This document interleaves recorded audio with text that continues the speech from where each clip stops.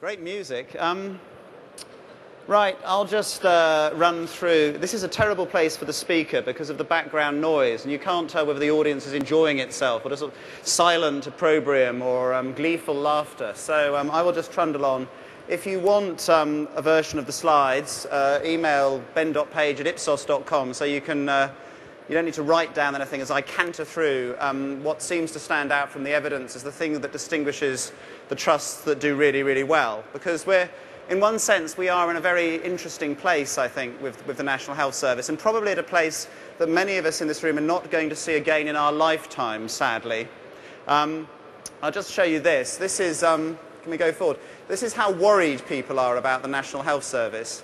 And the green line shows that back at the beginning of the century, at the end of the last century, typically at some point 60 or 70% of the British said that the National Health Service was the biggest problem facing this country. What's happened since then is that we've just got less and less worried about it, and now we've got the lowest level of anxiety about it since the 1980s. And instead, and as Blair remarked at his trimmed and colliery resignation speech, we're now much more worried about other things like crime. So we've tripled expenditure on the NHS and we're now less worried about it. We've also spent billions more on crime, locked up 20,000 extra people, put 64,000 more police on the streets, and yet at the end of this process we were actually much more worried about crime than when we began. Also, of course, other things like race and immigration have become issues that just weren't there. And it's very interesting. Education follows the same track, incidentally, as the NHS. And if you're a Labour voter in this room as opposed to a Conservative voter in this room, and if you're normal, there'll be a lot more Conservative voters than Labour voters. But if you are a Labour voter, the great tragedy is, of course, that, as Jeff Mulgan sometimes puts it, that, Labour hits all its targets, but nobody believed it. Remember, at the last general election, people said the biggest issue, the single most important issue they were voting on just 4 years ago, in 2005, was the state of the NHS. So you could argue Brown should be saying job done, Andy Burnham will be saying job done repeatedly ad infinitum until next May, when Labour will lose the general election. But in some ways it's a great tragedy for Labour that, in the way they've done this, and it doesn't matter anymore. Instead, of course, we're now worried about these sorts of things, this nasty pink thing. Of course, this thing here, unemployment. And so it also shows, I think, just how volatile things are. But we should still rejoice in this moment. We've seen a tripling of expenditure on the NHS. That is not going to happen, I don't think, again in my lifetime. We're going back to the sorts of levels of rises that we were seeing during the 1980s.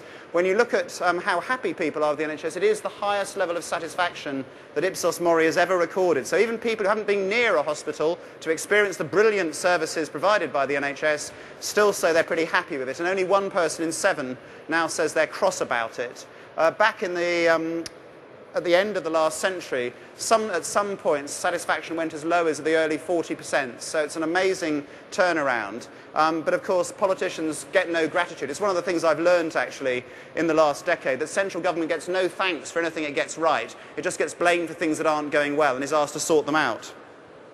And similarly, if you look at what people think about individual aspects of the service, the A&E number seems to bounce around, but again, massive, with 4-hour waits in A&E, a much higher level of satisfaction than just 7 years ago. GPs, obviously, despite Harold Shipman's best efforts, walk on water as always. They may be vicious, semi-privatised contractors, but we don't know that. We love them, and they're doing a great job. And the numbers are pretty good. At the same time, even after all of this progress, really good numbers in many sorts of ways in terms of experience, there are some real differences, and I think this is something where we might want to look at. The first is that, anybody here from the North East? Okay, the fattest and most racist people in Britain, but also the people who are, of course, the happiest with the NHS, with local government, with banking, with water companies, with just about everything is better in the North East than in the miserable old South East, where, of course, we are the richest, but also the most miserable. Generally, this pattern holds true. It's not a huge difference, and it's more extreme for other public services. Is anybody here from outer London? Okay, well, that's really horrible. A really horrible place. Now, allegedly a now much worse place to live than inner London. Dirty, mad old inner London with crazy councils like Lambeth. Outer London now has some of the lowest levels of satisfaction in the NHS. So, big differences. People still, although they're happy with things as they are. They are anxious about the future. We've got people split at the moment between whether things are going to get worse or better. You can see that under Alan Johnson, the proportion of people who thought things were going to get worse sort of declined, but they're still anxious a bit about the future. And indeed, I guess with with what future Prime Minister, future Chancellor of the Exchequer are saying, perhaps they should be. It's going to be tough. But nevertheless, lots of things that we know that the NHS does well. The first thing is that we can see that actually most people will say that they get treated with dignity and respect by the NHS. 6 out of 10 of us will now say it's one of the best in the world. You tell me whether that's true or not, but we love to think that. Although 80% of us think our army is the best in the world. And generally pretty positive. I'll skip that one, it's boring.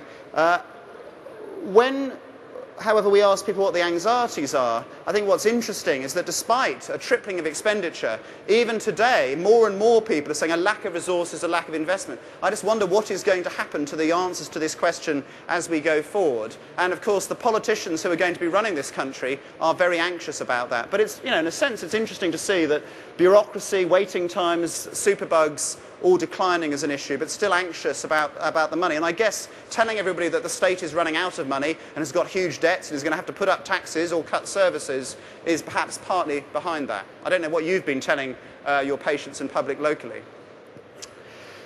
So, I think we are just at the macro level entering a difficult period, and that is obviously once the NHS becomes the centre of contest, which as sure as eggs, it's going to be during the general election, when you get, previous elections, things like this, where, just completely contested. If he's prepared to lie to take us to war, he's prepared to lie to win an election. It'll be this whole sort of claim and counterclaim about the future of the service. This will probably drive down satisfaction and increase anxiety. So, with all that going on, what do we know about the thing that seems to distinguish the best hospitals, and what does that have to do with innovation? And most of what I'm about to say now is in fact just the bleeding obvious. But I think one thing I would say is that rather than doing amazing innovations, splendid though they are, it would be nice just to learn from the things that we already know distinguish the best trusts, rather than going off and pursuing some amazing new things. Because the level of difference, once you start to look at individual trusts, is so large that whether you're looking in 2009, you're looking in 2006, you're looking in 1999, there are real differences about what people are doing on the ground. And I think we can see that, and it doesn't require buying vast amounts of new computers. One of the interesting things I find in my work in government generally is that government spends £100 billion a year on IT, very roughly. And yet, at the end of decades of investment in IT, the proportion of people who are happy with the way public services deal with complaints has not changed. So either the public are getting more and more demanding, grumpy bastards, or instead, perhaps, it's something else about culture. And I think that's something that I want to look at today. So, 3 things we should really want to know. We would want to know how good it is in our individual trust. If it's not good enough, what should we do? And how do we know if we're not good enough? Now, the first thing is, if you look at the pattern, generally, if you look at the acutes, there is quite a wide spread. Generally, go to Newcastle if you want to be happy. Try and avoid Outer London, Mayday, North Middlesex and Ealing, where you won't be so happy. And although you won't be happy with a lot of things, actually, if you live in Croydon or Ealing.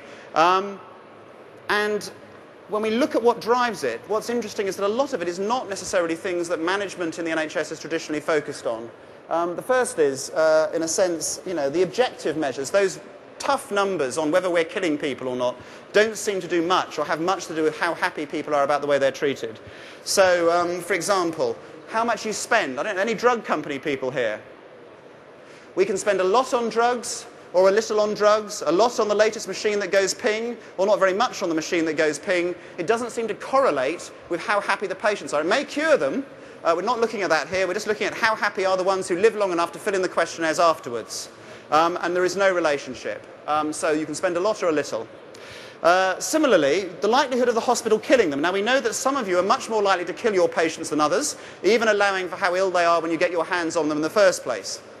However, again, only a very weak relationship. There is a bit of a relationship, so they have noticed that the ward was emptying fast of fellow patients who were taken off to the mortuary, but generally it doesn't make much difference. And some of the trusts in places where I grew up, actually, are quite likely to kill people, and the patients are as happy as Larry.